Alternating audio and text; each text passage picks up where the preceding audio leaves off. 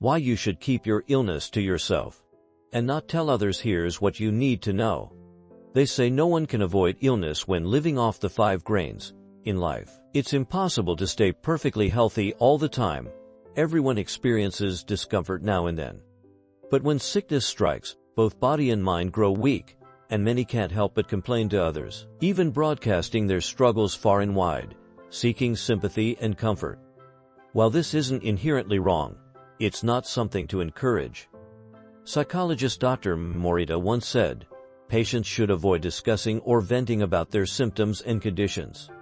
Traditional medicine also teaches that during illness, one should refrain from excessive talk and complaints.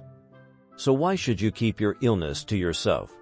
And if you don't share your struggles, how can you ease your inner turmoil and regain your health? Let's break it down. The life you speak is the life you live. American sociologist Robert Merton coined the term self-fulfilling prophecy, the idea that people often subconsciously act in ways that align with their words, becoming exactly what they predict. In other words, the life you talk about eventually becomes your reality. Researchers observed hundreds of patients and noticed something striking.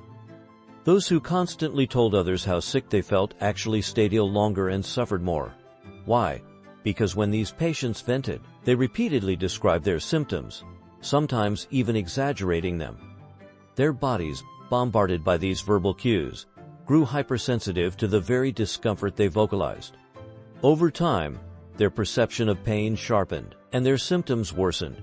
A story from an old magazine illustrates this perfectly. A traveling physician, once a royal doctor, encountered 2 women in a small town, a wealthy lady and a farmer's wife, both suffering from the same mysterious ailment. He prescribed them the same medicine and instructed them to take it for 49 days. The farmer's wife went about her life as usual, working at sunrise, resting at sunset, taking her medicine without complaint or discussion. The wealthy lady, however, despite eating nourishing foods, wallowed in misery.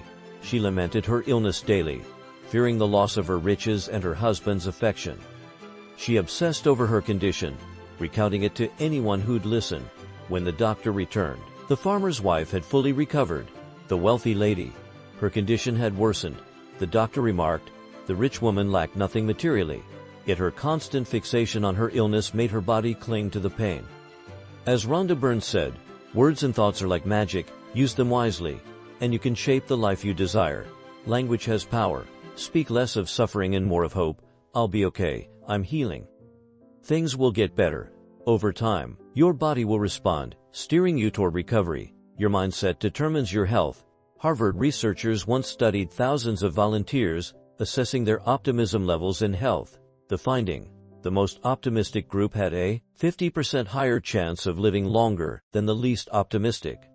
Even the ancient philosopher Zhenzi noted, those who are cheerful and relaxed live longer. The perpetually stressed die young. When people fall ill, many panic and seek external reassurance. But no one truly understands another's pain. Healing starts within. Learn to quiet your mind and cultivate inner peace. You might be surprised by the results.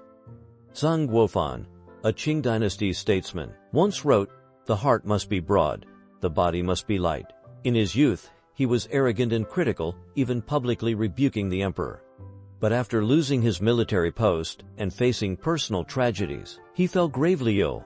Doctors couldn't help him until an old Taoist priest advised, illness begins in the heart, calm your mind, and your body will follow.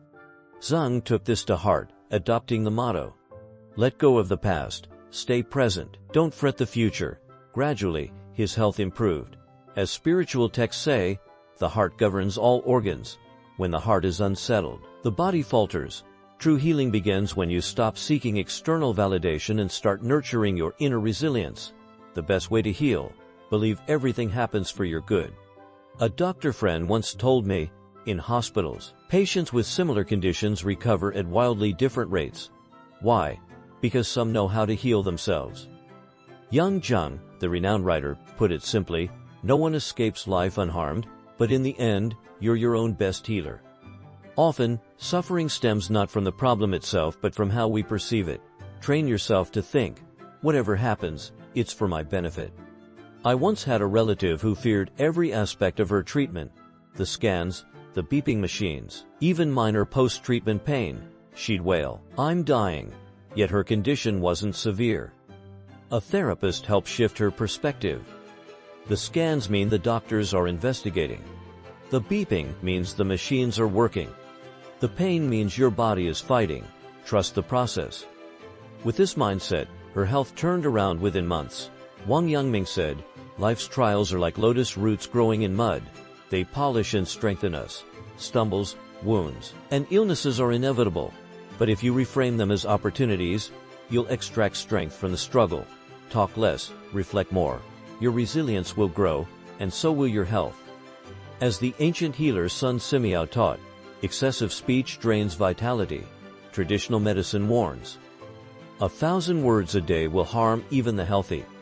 When you're unwell, focus on recovery, not complaints. Nourish your mind, and your body will follow.